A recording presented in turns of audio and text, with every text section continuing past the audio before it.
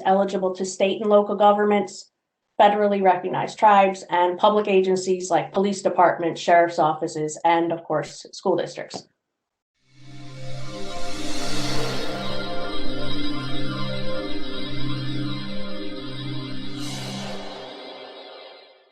And I want to talk to you about how to find funding for these amazing bits of technology for your school security.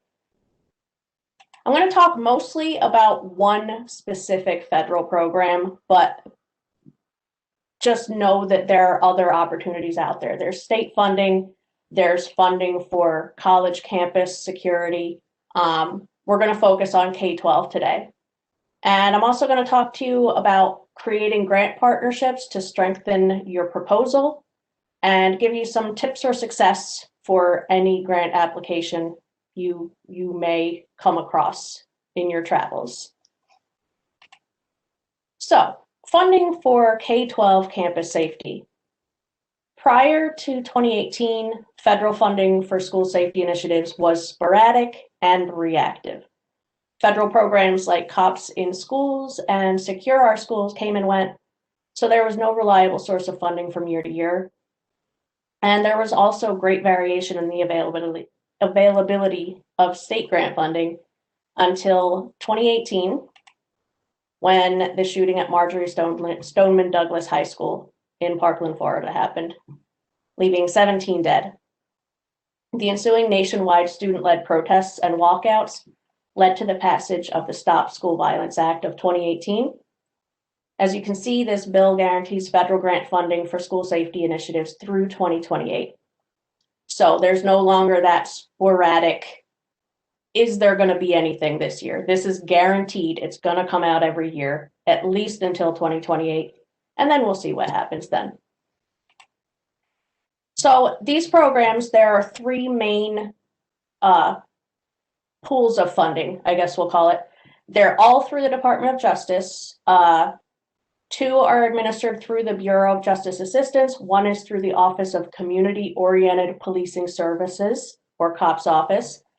And they address mental health training, threat assessment and technology reporting, and school violence prevention.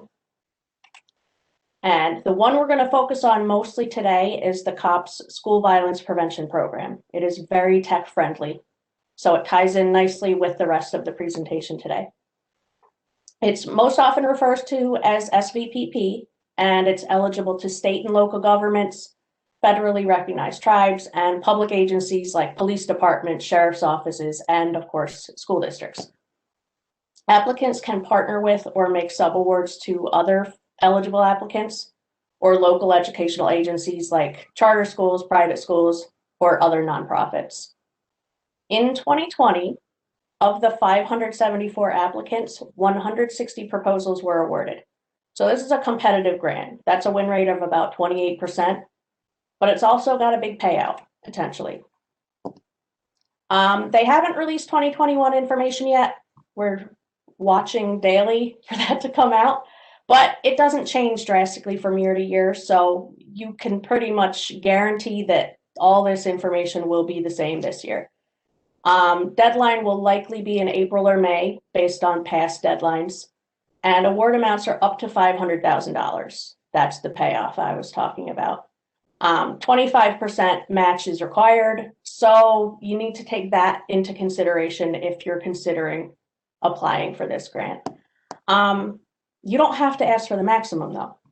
In 2020, we saw awards ranging from $15,000 up to the maximum of $500,000. And a lot of people also don't think they can apply to this because they're too small, or they think they're too small, and they think this is a grant for big school districts in Miami or Philly or New York. It's not. It's basically based on the strength of your proposal and the need for your project. So whether you're in Wabash, Illinois, or Oakland, California, it runs the gamut. It's just a matter of your proposal, really. Other information, project period is 36 months or 3 years. So you apply in the spring. They'll notify you in late September if you've won or not. And if you did win, October 1st is when the rubber hits the road. You get to start spending the money, and that's when all your hard work paid off.